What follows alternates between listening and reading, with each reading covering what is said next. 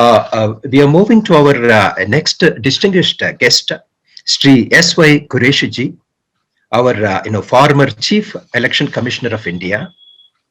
I will introduce Sri Quraishi ji with a few words. Dr. S.Y. Quraishi ji was an IAS officer of 1971 batch. He has held several high positions. After holding several strategic and key positions, he became 17th Chief Election Commissioner of India. A Stephanian, PhD in social work. Dr. Quraishi is a multifaceted scholar, a polyglot who speaks German, Persian, Arabic, besides Hindi and English. And he has held positions like Secretary, the Government of India, Ministry of Youth Affairs, Sports, Director General of National AIDS Control Organization, Additional Secretary and Financial Advisor, Ministry of Steel, Director General, Doordarshan. So like that, his contribution is varied. As Chief Election Commissioner, he introduced a number of innovative electoral reforms, and he established an expenditure control division and a voter education division in the commission. He also founded India International Institute of Democracy and Election Management to professionalize election management and share it with the emerging democracies of the world.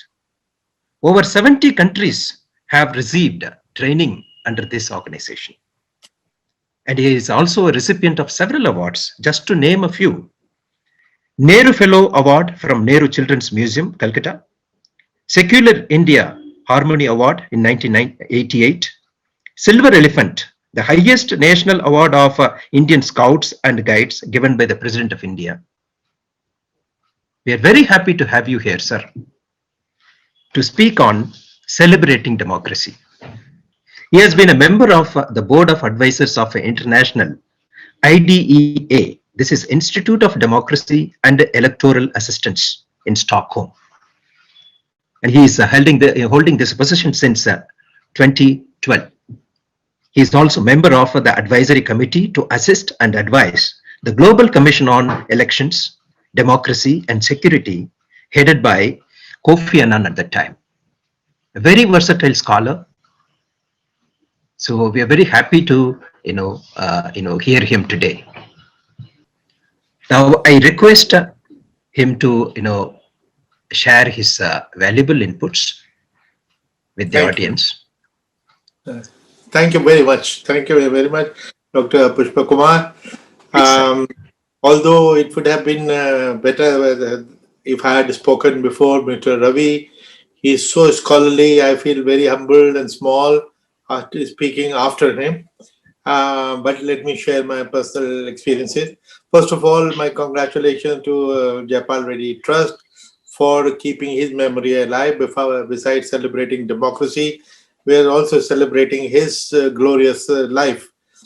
He was a great parliamentarian. He was a great human being. Although I never worked under him, he could have been my minister in some ministry or the other. But somehow, I don't know how and where we met, and he became very affectionate to me, and I became very fond of him. And that relationship continued till he lived. And I'm glad that his family has kept me as a member of your family, even after his departure. Now, we are celebrating the democracy, and this is the right time, because a week later is 25th of January, which is designated now as National Voters' Day. Very few people knew that the Election Commission of India was born a day before India was born as a republic. And so we thought in 2010 that we will celebrate the Foundation Day of Election Commission on every 25th of January. We had organized, we were celebrating the Diamond Jubilee of India's Election Commission in 2010, and where about 35 countries of the world, the chief election commissioners of 35 countries had come, and we shared our experiences and the kind of respect they have for India and India's electoral system made us really proud. and they demanded that India should keep this leadership, and every year we should organize this meeting. So we organized the valedictory function again in 2011, where again about 30-35 people came. Some of them were common, some were different, and they suggested that we should make it an annual feature.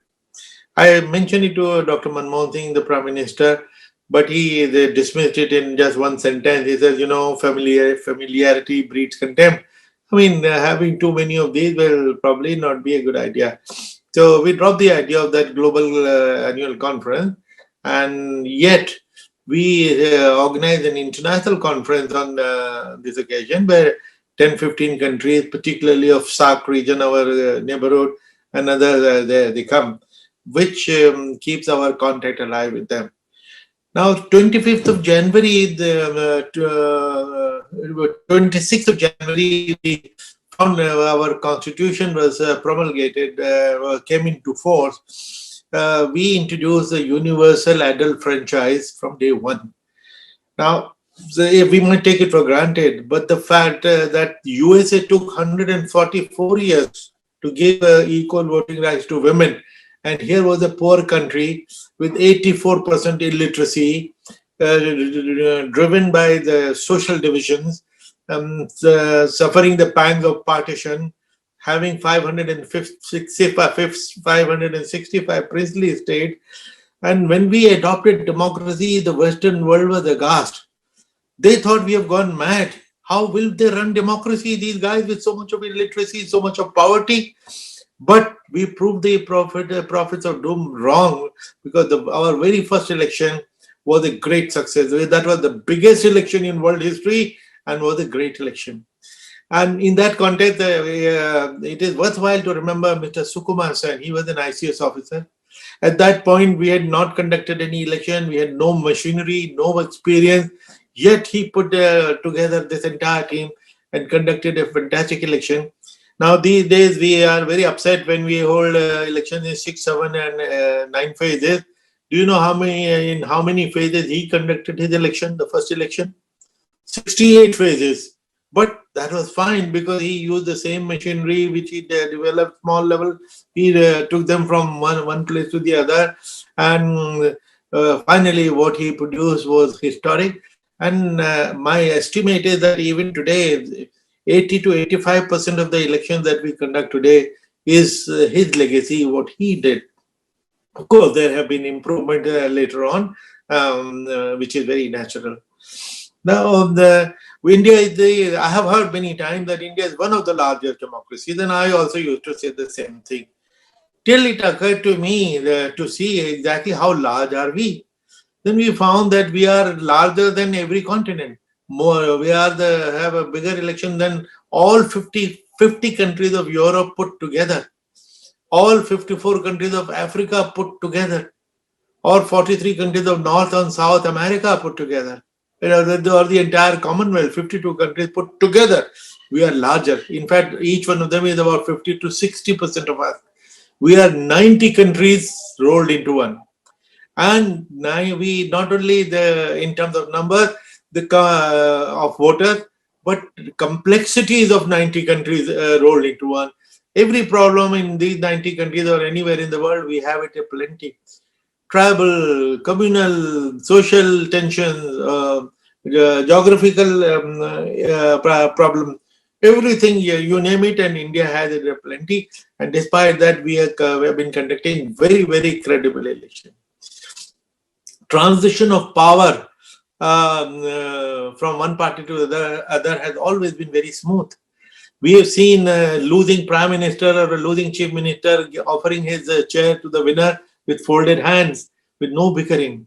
In my lectures, I show one picture of Himachal Pradesh where a losing chief minister and the winning chief ministers are sitting together and laughing, and with such bonhomie of the best friend, because the loser trusted the election, that he has not been cheated, unlike Donald Trump, who is making a spectacle of himself and creating very bad precedent for democracy. Here in India, the poor country, the backward country, is a model for people to learn from. Now, in this great work that the Election Commission does, the role of the constitution framers has been phenomenal. They visualize an institution which will be fiercely independent and totally neutral. And just through 6 articles of the Constitution, they created the most powerful election commission in the world. Yet, having said all that, we also call our democracy a festival of democracy. But some people started criticizing us, when Mr. T.N. session onward, we started enforcing the model code of conduct with a heavy hand. And when, restrictions were put on the election rallies, where 1,000 cars used to go, they were restricted to 10, where flags on your houses and your offices, they were banned because sometimes the opposition will come and forcibly put a flag on you and there will be fights. So we thought it is best to do away with this altogether. So we were accused of killing the festival of democracy. Now, festival of democracy is not the noise and chaos that it makes. Festival is when people turn out and vote. And that is when we set up the election voter education division. In fact, when I took over as CEC, I gave myself 2 challenges. One was the money power, the other was the electoral apathy, particularly of the so-called educated people who never voted. Now, if you have not voted, you have no moral right to sit in your drawing rooms and criticize the government. Oh, sab neta chor hain, sab beeman hain, and now you guys have not bothered to go out and vote on a day which is declared a holiday, and then you criticize the government. You have no moral right. So, in any case, through voter education, we were able to persuade people to come out and vote. There used to be a demand that there should be compulsory voting. Now, compulsion and democracy don't go together.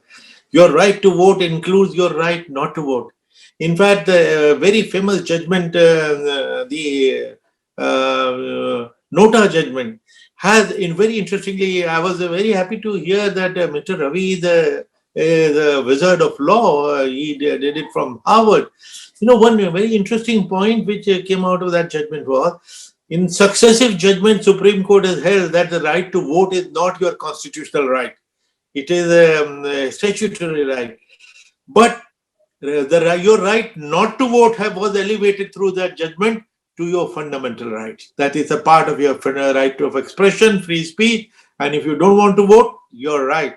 So in such a situation, to make it compulsory, compulsion and democracy, as I said, don't go together.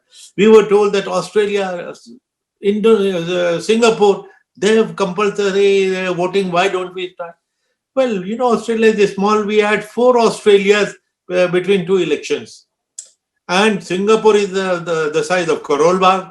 You want us to learn something from Singapore, which is not even a democracy actually, which is an authoritarian regime.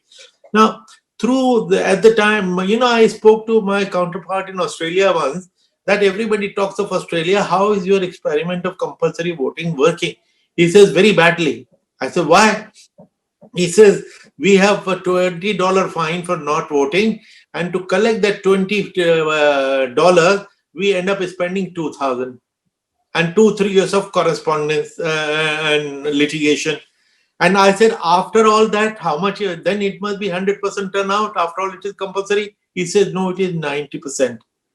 And believe me, at the time when I was talking to him, we had election in Tripura a week before that, and Tripura gave us 93% voter turnout by persuasion, by love, by voter education.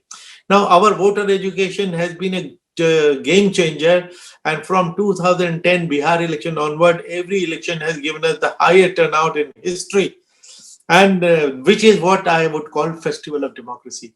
In fact, there was one journalist lady who wrote a piece in the Hindustan Times questioning and saying the same thing, that festival of democracy has been replaced by the silence of the graveyard.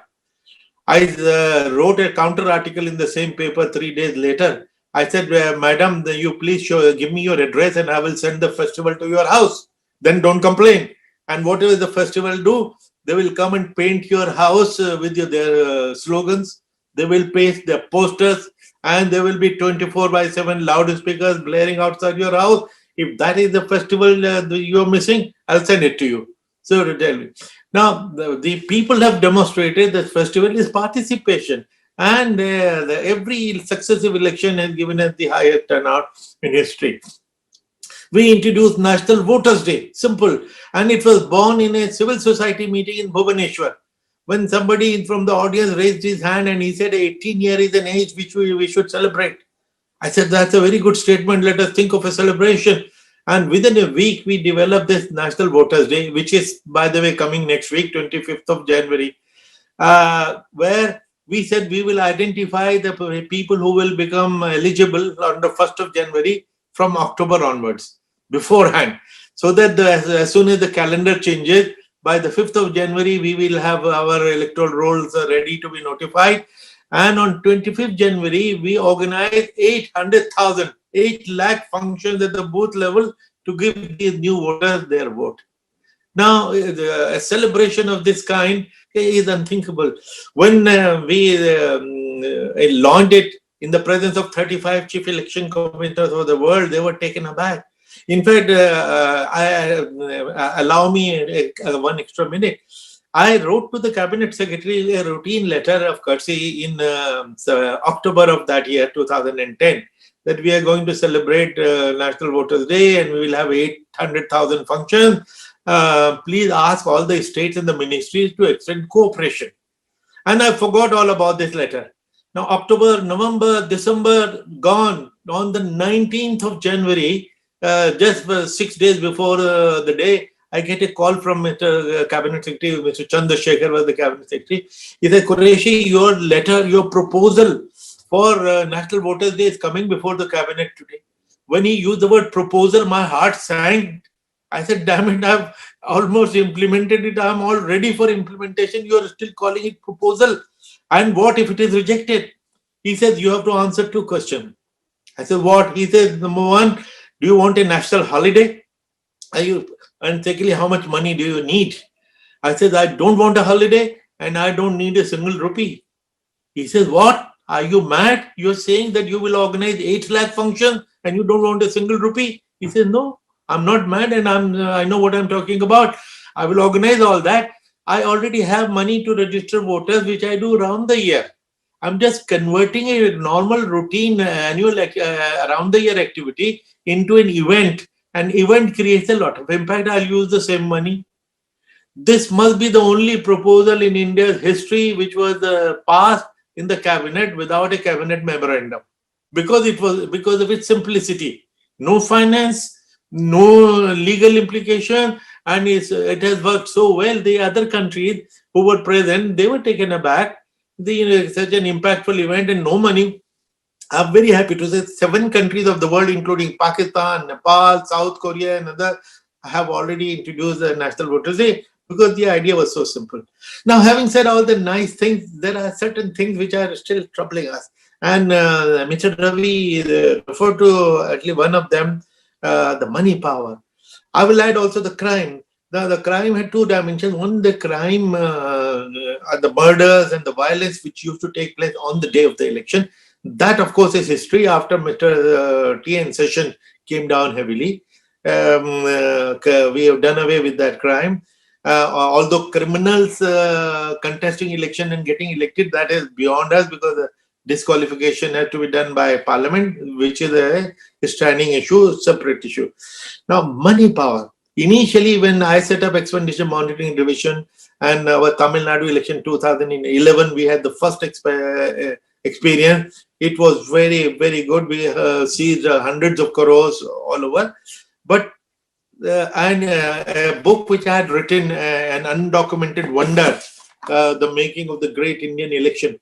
In this, there is a chapter on money power in which I have given 40 modus operandi of abuse of money power and cheating. 40 now, which we had discovered till then. Now they would have discovered many more. So money power is something which is perhaps the only unsolved problem. Now, Again, Mr. Ravi referred to a couple of problems which we still have. When I was doing my book, I came across Economist Intelligence Reviews Index of Democracy, which qualify the democracies of the world into full-fledged democracies, flawed democracies, hybrid democracies, and authoritarian regime. We were classified as a flawed democracy. As an Indian, I felt very hurt and very sad. Oh, we are a flawed democracy. On one hand, the whole world looks up to our democracy. But then when I studied it, there was no fault with that classification, because the whole world appreciates our election.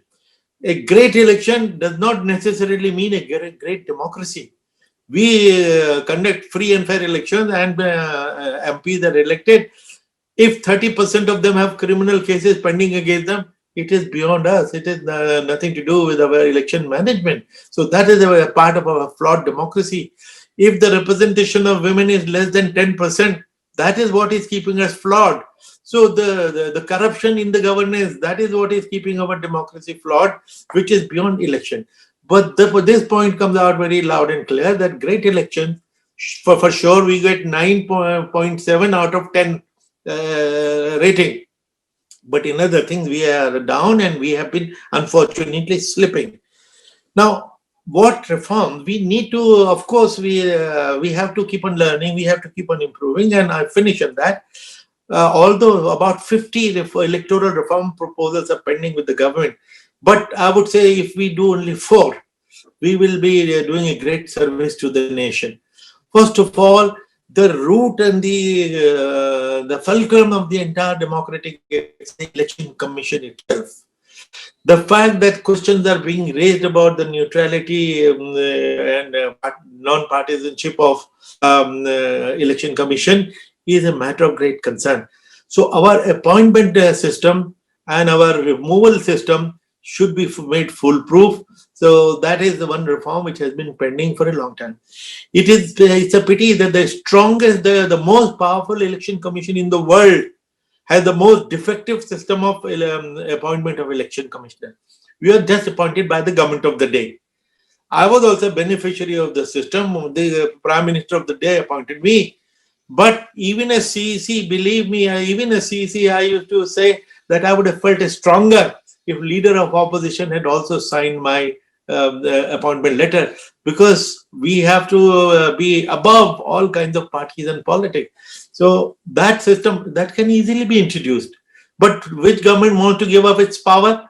The same party which used to demand that there should be the electoral college for appointment of election commissioner, they've forgotten about it. Now, in the national interest, we are not unfamiliar with the collegium system. Even the CIC and the CVC, which are not even constitutional bodies, mind you, they are appointed by collegium. Director of CBI is not even an institution. He is just head of a government department, like a Department of Agriculture. So, or animal husbandry. So, Director CBI has a collegium. Why? And Election Commission of India doesn't have a collegium. So, that is one flaw which needs to be addressed immediately. Similarly, removal. My recommendation is, Mr. Ravi, particularly for your kind consideration, that at the moment the protection is granted only to the CEC. But this is a historical fact, because at the time when in 1950, when the institution was created, the election commission was only one man, the CEC, and he could not be removed.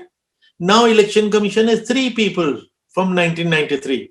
So the removal protection has to be to the entire institution of 3 rather than just to the CEC. You know what happens is, I'm telling you from my experience, that the other 2 commissioners who do not enjoy the protection, they feel they are probationers. They are on probation. They are always looking over the shoulder. Oh, is the government happy with me? Will they elevate me? Will I be elevated? And I used to tell my junior, don't worry. No government has the guts to bypass you. But there is no law. Government could bypass the seniority any time. Now, hope is never a strategy. We have to have institutional check. Therefore, institutional check is that the election commissioner should be appointed by collegium, and elevation to CEC should be by seniority, as happens in the case of judges. So what is rocket science in it? It's simple. Second is debar people against whom serious criminal cases, heinous offences of rape, dacoity, murder and kidnapping are pending. That is what we have been demanding all these years. But they say that now again, Mr. Ravi is a legal expertise. The Indian law is that there is presumption of innocence. You are innocent till proved guilty, no doubt about it. But I have a counter question which nobody has ever been able to answer, although in my audience there have been judges and senior juries. And my question is that in today's jails, today we have 4 lakh prisoners, of which 2,70,000, 70% are under trial, which means they are innocent because not yet convicted. Yet, 4 of their fundamental rights have been taken away. Right to liberty, freedom of movement, freedom of occupation, right to dignity. Now, and right to vote, now which is not a fundamental right, but right to dignity. Now, 4 fundamental rights of innocent people have been taken away within the ambit of law. Now, right to contest is not even a fundamental right. What if it is suspended? So, therefore, what presumption of innocence are they talking about when we have no answer to this situation? So, barring criminals from contesting is important.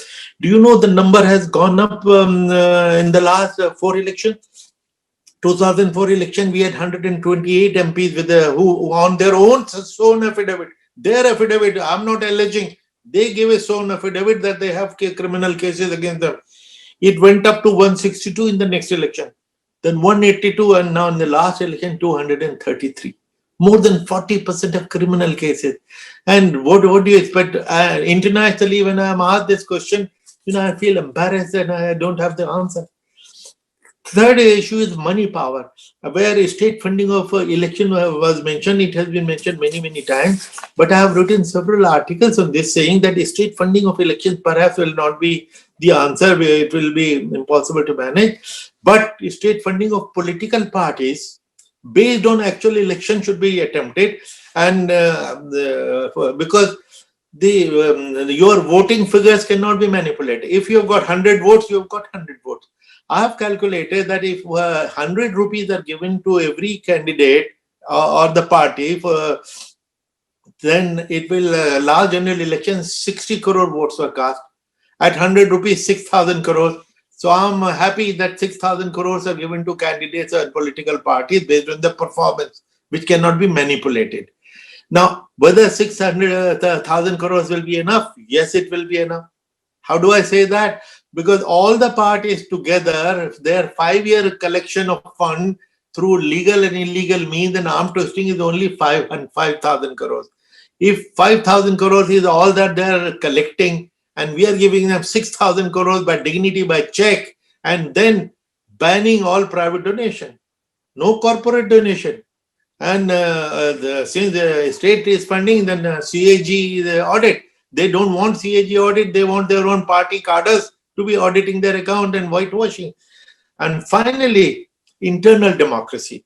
We should insist on that because that is one reason why state funding has been deferred, because Indrajit Gupta committee in 1999 had said that state funding should be attempted provided there is internal democracy. That provided has never happened.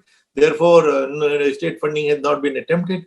But internal democracy, we should come down heavily on that.